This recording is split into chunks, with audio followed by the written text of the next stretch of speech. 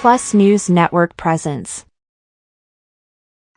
నమస్తే, నా పేరు అనిత. K+ న్యూస్ కు స్వాగతం. ముందుగా హెడ్లైన్స్. 10వ తరగతి ఫలితాలలో పీ స్కూల్ విద్యార్థుల విజయ దుందుబి. రాయచోటి కలెక్టరేట్లో రాజంపేట ఎంపీ స్థానానికి మూడోసారి ఎన్నికల అధికారులకు నామినేషన్ దాఖలు చేసిన ఎంపీ మిథున్ రెడ్డి. రాష్ట్ర జిల్లా శ్రేయస్సు దృష్ట్యా రానున్న ఎన్నికల్లో ప్రజలు టీడీపీని ఆదరించి తమ అభ్యర్థులను అధిక మెజార్టీతో గెలిపించాలని టీడీపీ పోలిట్ బ్యూరో సభ్యులు శ్రీనివాసులు రెడ్డి పిలుపునిచ్చారు. రాయచోటిలో అభివృద్ధి జరిగిందంటే అది వైసీపీకే సాధ్యం. శ్రీకాంత్ రెడ్డి. 10వ తరగతి ఫలితాల్లో సత్తా చాటిన వైఎస్ఆర్ జిల్లా. 5 ఏళ్లలో అభివృద్ధి శూన్యం. వైకాపా పాలనలో ఎలాంటి అభివృద్ధి జరగలేదని జమ్మలమడుగు అసెంబ్లీ కాంగ్రెస్ అభ్యర్థి పాముల బ్రహ్మానందరెడ్డి విమర్శించారు. 10th ఫలితాలలో అత్యధిక మార్కులు 600కు 599 మార్కులు వచ్చాయి. ఇక వార్తల వివరాల్లోకి వెళ్తే, 10వ తరగతి ఫలితాలలో పీ స్కూల్ విద్యార్థుల విజయ దుందుబి.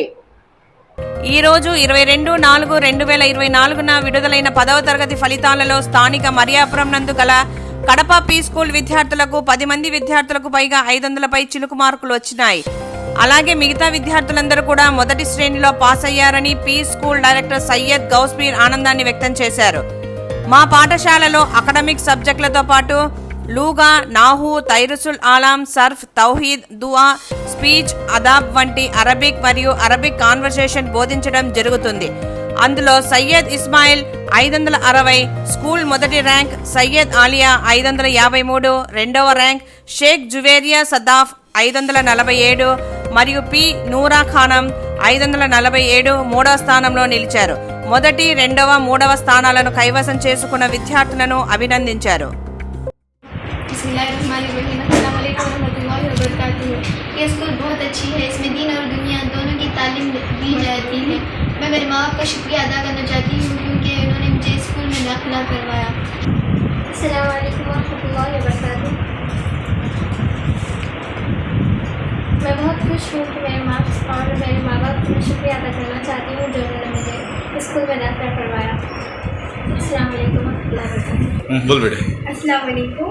मैं बहुत शुक्रगुजार हूँ मेरे पेरेंट्स के लिए और उस्तादों के लिए जिन्होंने मुझे बहुत अच्छे से पढ़ाया और मुझे इतने मार्क्स लाने की जज़ाकल्लाह खैरन. अस्सलाम वालेकुम.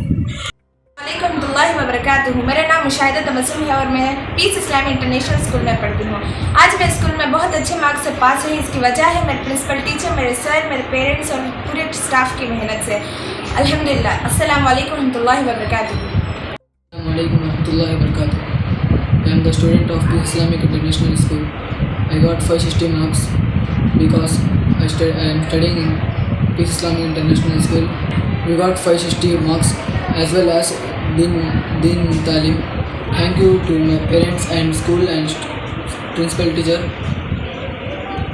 for helping me.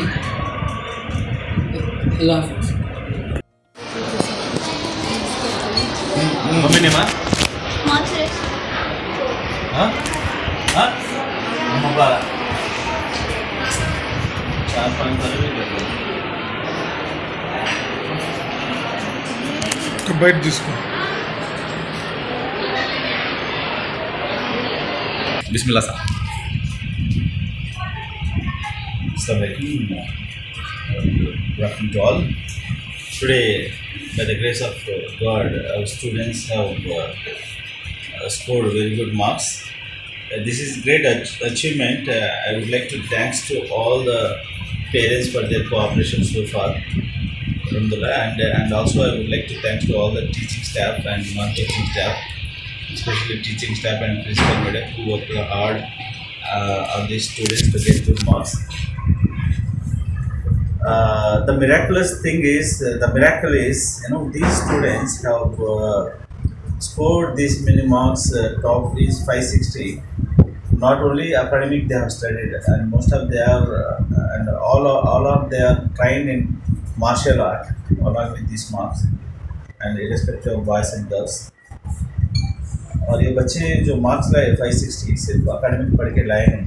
सब बच्चे क्या है मार्शल आर्ट्स सीखे सोए अल्हम्दुलिल्लाह. और साथ में क्या है कुरान पूरा नाजिरा ख़त्म करे सो और हिफ्स भी कई बारे हिफ्स करे सो है बच्चे बगैर देखे मुँह ज़बानी कुरान सीखे सो है.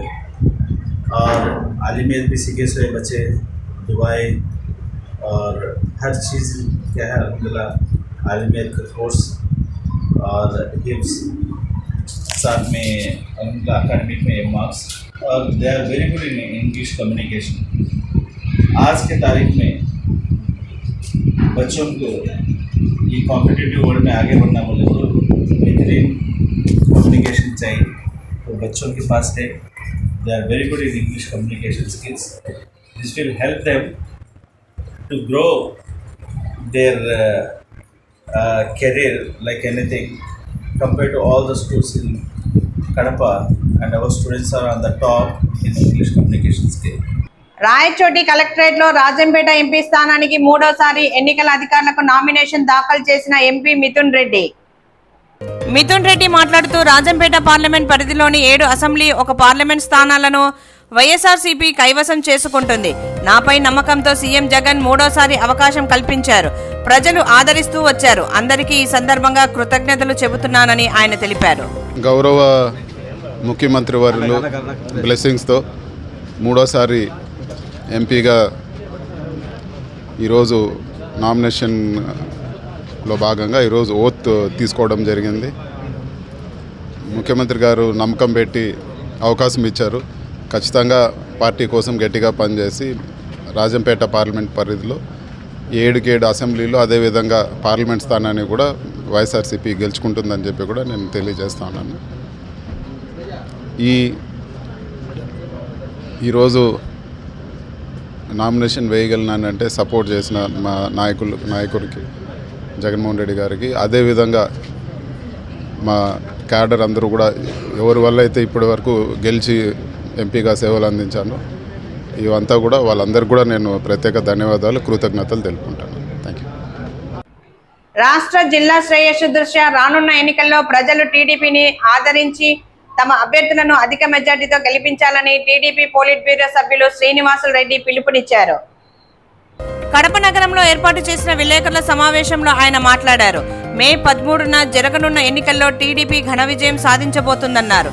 బీజేపీ జనసేనతో కలిసి ఎన్నికల రంగంలో ముందుకు వెళుతున్న పరిస్థితుల్లో కూటమి గ్రాఫ్ రోజురోజుకు పెరుగుతుందన్నారు. ఇప్పటికే వైసీపీ నాయకులకు తాము అధికారాన్ని కోల్పోతున్నామని అర్థమైందన్నారు. నామినేషన్ల ప్రక్రియ ముగిసిన తర్వాత రాష్ట్రంలో ఉన్న వైసీపీ నేతలు కార్యకర్తలు పెద్ద ఎత్తున టీడీపీలో చేరబోతున్నారన్నారు. అధికార పార్టీ నేతలకు తీవ్ర స్థాయిలో వ్యతిరేకత కనిపిస్తున్న తరుణంలో రకరకాల పన్నాగాలు దుష్ప్రచారాలకు తెరతీస్తున్నారన్నారు. ఇక్కడ తిరుగుతానింది రాలేదు, నేను తీసుకొచ్చిన. మే 13 జరగబోయే ఎన్నికల్లో తెలుగుదేశం పార్టీ ఘన విజయం సాధించబోతా ఉంది. భారతీయ జనతా పార్టీ జనసేన కూటమితో ప్రతిరోజు రోజుకు కూడా కూటమి గ్రాఫ్ పెరిగిపోతూ ఉంది. ఇప్పటికే వైసీపీ వాళ్ళకు కూడా రాష్ట్ర వ్యాప్తంగా కూడా అర్థమైపోయింది, అధికారం కోల్పోతున్నామని. వాస్తవానికి వచ్చేసినారు వాళ్ళు. నామినేషన్ ప్రక్రియ 25వ తేదీ ముగిసిన తర్వాత రాష్ట్రంలో ఉన్న ముఖ్య వైసీపీ నాయకులు కార్యకర్తలు ఎక్కడ చూసినా కూడా తెలుగుదేశం పార్టీలో చేరబోతున్నారు. కడప జిల్లాలో కూడా 5 మంది తెలుగుదేశం పార్టీ అభ్యర్థులకు, పార్లమెంట్ అభ్యర్థికి కూడా నిన్న మా అధ్యక్షులు బీఫామ్స్ ఇవ్వడం జరిగింది. నామినేషన్లు కూడా వేస్తున్నారు. కడప అభ్యర్థి సంబంధించి 24వ తేదీ ఉదయం 11 గంటలకు నామినేషన్ వేస్తున్నాం. కడప జిల్లాలో కూడా జగన్మోహన్ రెడ్డి ప్రభుత్వం మీద తీవ్ర స్థాయిలో వ్యతిరేకత కనిపిస్తూ ఉంది. ఆ వ్యతిరేకత నుంచి బయటపడేదానికి రకరకాల ప్లాన్లు, పన్నాగాలు, దుష్ప్రచారాలు, సోషల్ మీడియా వేదికగా రకరకాల ప్రచారాలు చేస్తూ ఉన్నారు. ఒక పుల్ల గుచ్చుకుంటే అది కూడా చంద్రబాబు నాయుడు గారు రాయితో కొట్టబోయినాడు, చంపించబోయినాడు అని చెప్పి ఒక దుష్ప్రచారం చేసి దాన్ని కూడా సానుభూతితో వాడుకోవాలని చూసినాడు. నిన్న చూసాం ఆయన సోదరి షర్మిల గారి వ్యాఖ్యలు. 82 కోట్లు ఎంతో డబ్బిస్తే అది కూడా అప్పిచ్చాడని చెప్పి డాక్యుమెంటరీ ఎవిడెన్స్ క్రియేట్ చేసి పెట్టుకున్నాడు. అని చెప్పి ఆమె మాట్లాడడం చూసాం. అన్ని వ్యవస్థలను మోసం చేయడమే కాదు, కుటుంబ సభ్యులను కూడా మోసం చేసే పరిస్థితికి జగన్మోహన్ రెడ్డి గారు దిగజారిపోయినాడు. అధికారంలోకి మళ్ళీ రావడానికి నానా గడ్డి తినేదానికి కూడా వెనుకాడడంలో ఈ ప్రభుత్వం. తెలుగుదేశం పార్టీ మేనిఫెస్టో రిలీజ్ చేసిన తర్వాత ప్రజల్లో వస్తున్న స్పందన, మహిళల్లో వస్తున్న స్పందన చూసి వీళ్ళకందరికీ కూడా ఒక భయం ఎత్తుకుంది. వృద్ధులకు, వికలాంగులకు, వితంతువులకు 4,000 రూపాయల పెన్షను, బీసీలకు 50 ఏళ్ళు దాటిన తర్వాత ఇచ్చే 4,000 రూపాయల పెన్షను, వికలాంగులకు 6,000 రూపాయల పెన్షను, రేపు ఎస్సీ ఎస్టీలకు కూడా 27-28 తేదీల్లో పూర్తి స్థాయి మేనిఫెస్టో రిలీజ్ చేయబోతా ఉంది తెలుగుదేశం పార్టీ కూటమి. దాంట్లో మరింత ప్రజలకు సంక్షేమ కార్యక్రమాలు, అభివృద్ధి కార్యక్రమాలు కూడా చేపట్టబోతున్నాం. అవి కూడా పూర్తి స్థాయిలో ఆ మేనిఫెస్టో రిలీజ్ చేస్తారు పార్టీ అధ్యక్షులు. ఒక్కసారి ఆ మేనిఫెస్టో చూసిన తర్వాత ఈ రాష్ట్రంలో జగన్మోహన్ రెడ్డి గారు ఎన్నికల్లో చెప్పిన వాగ్దానాలు ఏవైతే ఉన్నాయో 110% కూడా పూర్తి చేయలే. తెలుగుదేశం హయాంలో ఉన్న పెన్షన్దారుల సంఖ్య ఈరోజు వైఎస్ఆర్ కాంగ్రెస్ ప్రభుత్వం వచ్చిన తర్వాత 5 సంవత్సరాలు తగ్గిపోయింది. సాధారణంగా ప్రతి సంవత్సరం 10% పెరగాల. ఈయన ప్రభుత్వం వచ్చిన తర్వాత తగ్గిపోతా ఉంది పెన్షన్లు. కడప జిల్లా చూస్తే అభివృద్ధి శూన్యం. ముఖ్యమంత్రి గారు అధికారంలోకి వచ్చిన తర్వాత నా సొంత జిల్లా, నేను ఇది చేస్తా అది చేస్తాను అని చెప్పి ప్రగల్భాలు బలికి ఈరోజుకు ఒక్క కార్యక్రమాన్ని ఆయన హయాంలో జీవోలు ఇష్యూ చేశాడో, ఏ అభివృద్ధి కార్యక్రమాలు అయితే మేనిఫెస్టోలో చెప్పినాడు జిల్లాకు సంబంధించినటి ఒక్క కార్యక్రమం కూడా పూర్తి చేయలే. నీటిపారుదల వ్యవస్థను కడప జిల్లాలో పూర్తిగా నిర్వీర్యం చేసేసినాడు. ఈరోజు జిల్లా అంతటా కూడా తీవ్ర కరువు పరిస్థితులు ఉన్నాయి. కరువు మండలాలుగా ప్రకటించాలని ఆలోచన రాలే. తాగునీటి ఎత్తడైతే చెప్పలేనంతగా ఉంది. కడప నగరంలో 4 రోజులకు, వారానికి ఒక రోజు తాగునీళ్ళు వస్తూ ఉన్నాయి.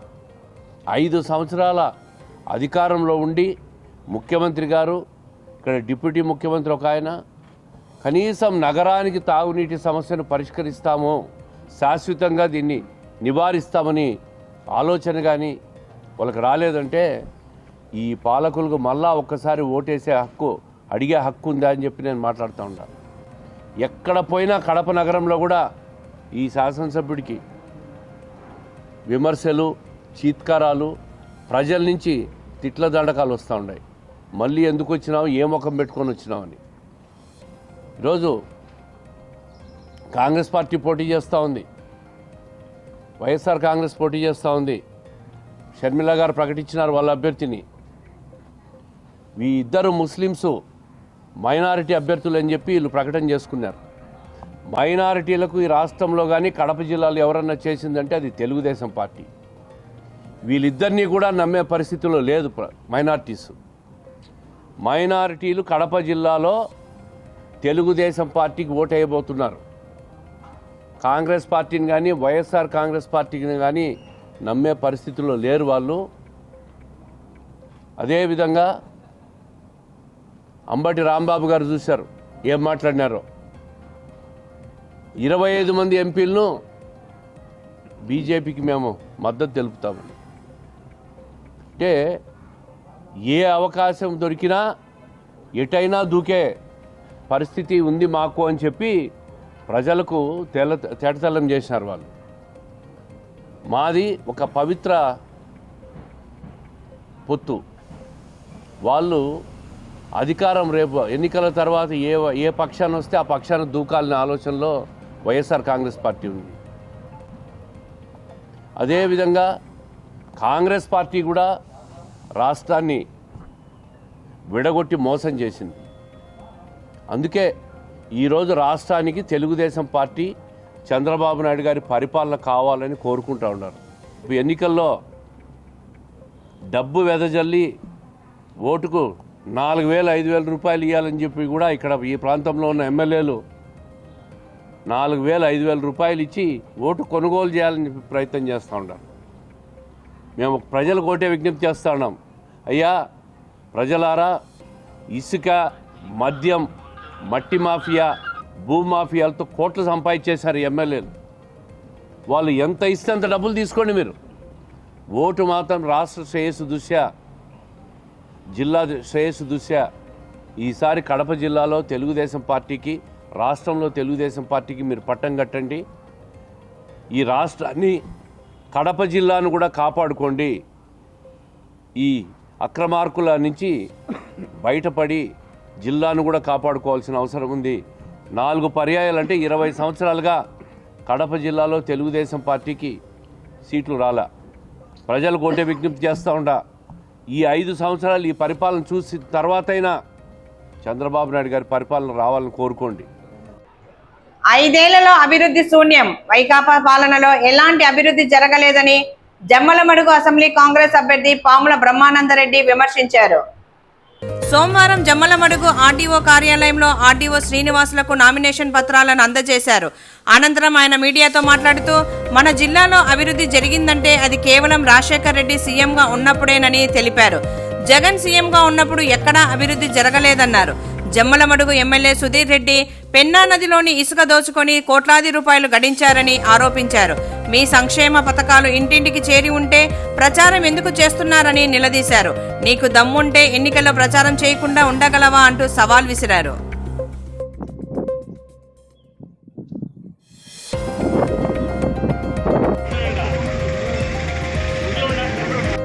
చిన్నగా రానా ఏమంత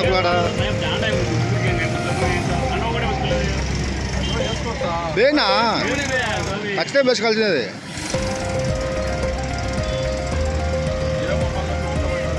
ఏం కాలే, నువ్వు అభ్యర్థి బాగా నువ్వు వేసుకోవచ్చు.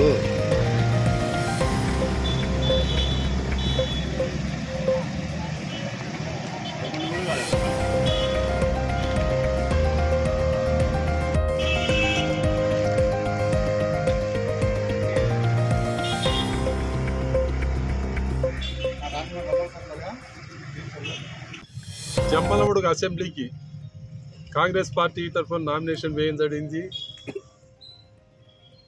వైఎస్ రాజశేఖర రెడ్డి కుమార్తె షర్మిలమ్మ గారి ఆశీస్సులతో, అలాగే వివేకానంద రెడ్డి గారి కుమార్తె సునీత గారి ఆశీస్సులతో, అలాగే Congress party media chairman Narreddy Tulasi Reddy గారి ఆశీస్సులతో ఈరోజు నామినేషన్ వేయడం జరిగింది.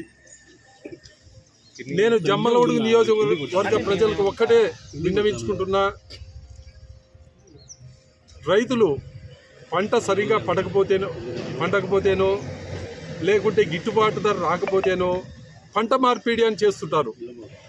మన జమ్మలమడుగు నియోజకవర్గ ఓటర్లు చాలా మేధావులు, విజ్ఞులు, అన్ని తెలిసిన వాళ్ళు. కాబట్టి ఈ 5 సంవత్సరంలో ఈ గవర్నమెంట్ ఏం చేసిందో ప్రజలందరికీ తెలుసు. కాబట్టి ఏమీ చేయలేదు. గతంలో కాంగ్రెస్ ప్రభుత్వం రాజశేఖర రెడ్డి ఉన్నప్పుడు అంతో ఇంతో రోడ్లు కానీ డెవలప్మెంట్ అయితే జరిగింది. ఆయన ఉన్నప్పుడు బ్రహ్మణి కూడా పరిగెత్తుకుంటూ వచ్చింది. తర్వాత ఆయన మరణానంతరం అది అట్లే ఆయన ఒక్కడే ఏదో సినిమా కూడా ఉన్నట్టుంది. ఆయనే సుధీర్ రెడ్డి గారు. ఏదో పెన్నా నది వెంబడి కొన్ని గ్రామాలు ఉన్నాయి, ఏదో ఇసుక తోలుకొని వాళ్ళు గతంలో జీవించేవాళ్ళు. వాళ్ళకు కూడా బతికేదానికి లేకుండా నేను ఒక్కనే బతకాలి, నేను ఒక్కనే సంపాదించుకోవాలి అని చెప్పి టిప్పర్లు పెట్టి విపరీతంగా ఇసుక తోలుకొని కోట్ల రూపాయలు సంపాదించుకొని ఈరోజు డబ్బులు ఉన్నాయి నా దగ్గర, సంపాదించుకున్నా ఎంతైనా ఓటుకు డబ్బులు పంచి నేను గెలుస్తా అని ఆయన ధీమాతో ఉన్నాడు. కాబట్టి నేను ఈరోజు నామినేషన్ చేసి ఆయన కూడా ఈరోజే వేస్తున్నట్లున్నాడు.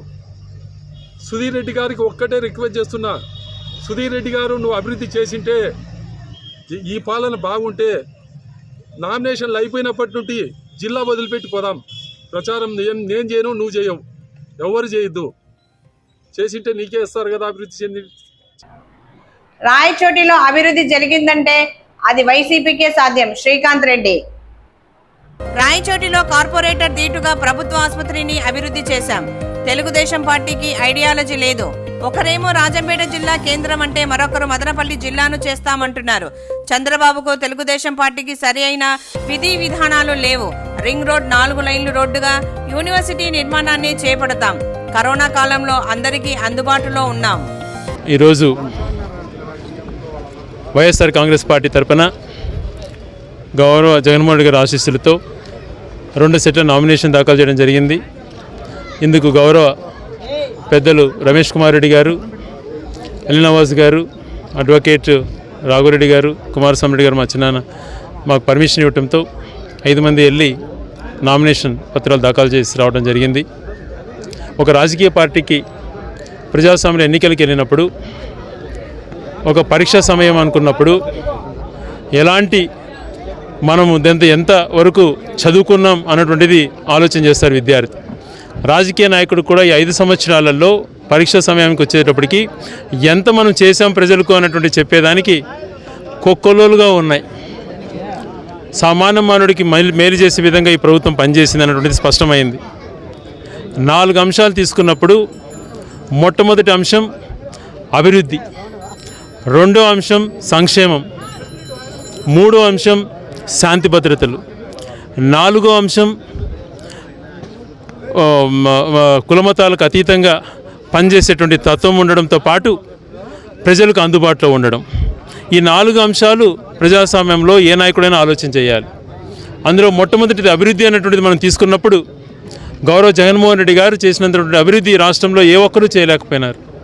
17 మెడికల్ కాలేజీల దగ్గర తీసుకున్నప్పుడు అయితేనేమి, 4 హార్బర్లు పెద్ద పోర్ట్స్ నిర్మించేటువంటి ప్రక్రియలో దాదాపుగా కంప్లీట్ చేసే విషయంలో కానీ, 10 ఫిషింగ్ హార్బర్లు కానీ, పరిశ్రమలకు తీసుకున్నప్పుడు 2014 నుంచి 19 చంద్రబాబు నాయుడు గారు ఎంత చేశారో దానికి 3 ఎక్కువగా జగన్మోహన్ రెడ్డి గారి హయాంలో పరిశ్రమలు రావడం అయితేనేమి, ఇలా చెప్పుకుంటూ పోతే అభివృద్ధి అన్నటువంటిది ఏ రకంగా చేశాడని స్పష్టంగా కనపడుతోంది. మరి ఇదే అభివృద్ధి అన్నటువంటి చంద్రబాబు నాయుడు గారి హయాంలో జస్ట్ గ్రాఫిక్స్కి పరిమితమయ్యారు. నీరు చెట్టు రూపంలో 5,000 కోట్లు దొంగగా దోచేశారు. అదే జగన్మోహన్ రెడ్డి గారు ప్రతి ఒక్క రూపాయి ప్రజలు కనపడాలనే ఉద్దేశంతోనే గ్రామంలో సచివాలయం నిర్మించాడు, ఆరోగ్య కేంద్రం నిర్మించాడు, రైతు భరోసా కేంద్రం నిర్మించాడు, వాలంటీర్ వ్యవస్థ తీసుకొచ్చాడు, లంచాలు అనేటువంటిది లేకుండా పేద ప్రజలకు అందరికీ డైరెక్ట్గా సంక్షేమాన్ని అందించాడు. అభివృద్ధి ఒక పక్కన ఇంత బాగా చేస్తూ మరొక పక్కన సంక్షేమం అన్నటువంటిది రాష్ట్రంలో 2,70,000 కోట్ల రూపాయలు ప్రజల ఖాతాలో వేయడమే కాకుండా రాయచూరు నియోజకవర్గంలో 2,300 కోట్లు దాదాపుగా ప్రజలకు డైరెక్ట్గా డీబీటీ ద్వారా చేరింది. 20,000 మంది పక్కా గృహాలు కట్టుకోగలిగినారు. దాదాపుగా 91 జగనన్న కొత్త కాలనీలు నిర్మించడం జరిగింది.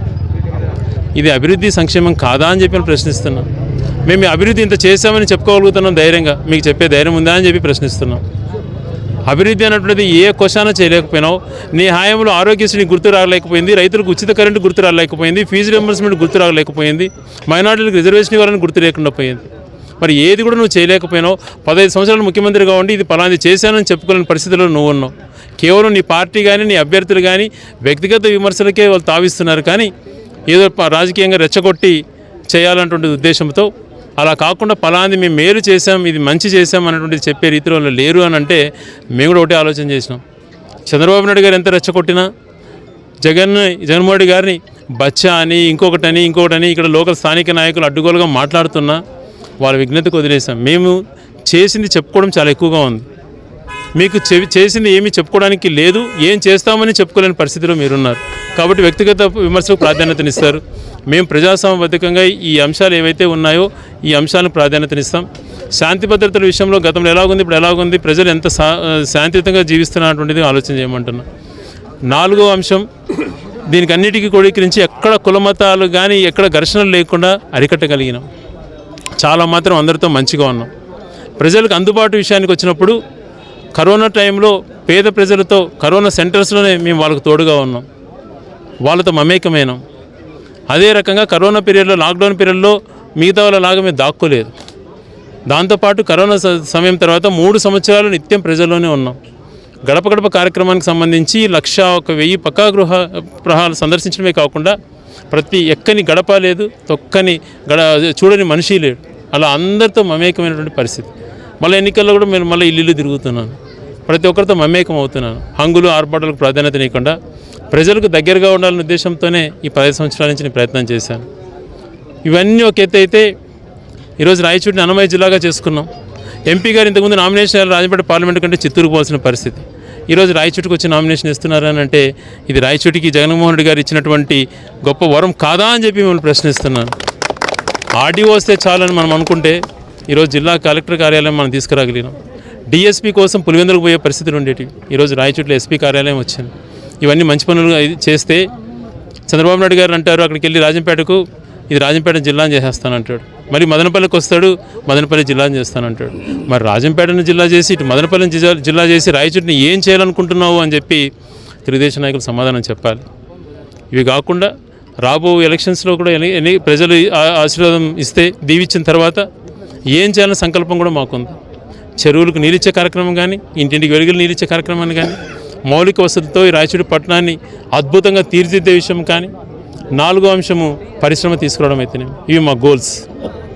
వీటిని అన్నిటినీ కూడా చిత్తశుద్ధితో చేసి చిరస్థాయిగా వైఎస్ఆర్ కాంగ్రెస్ పార్టీ జగన్మోహన్ రెడ్డి గారి పేరు ప్రజల గుండెల్లో అనునిత్యం ఉండే విధంగా ఈ ప్రాంతాన్ని అభివృద్ధి చేస్తామని చెప్పి తెలియజేస్తున్నాం. 10వ తరగతి ఫలితాల్లో సత్తా చాటిన వైఎస్ఆర్ జిల్లా. 10th ఫలితాల్లో కడప జిల్లా 92.10% ఉత్తీర్ణతతో రాష్ట్రంలో 3వ స్థానంలో నిలిచింది. 27,729 మందికి 25,538 పాస్ అయ్యారు.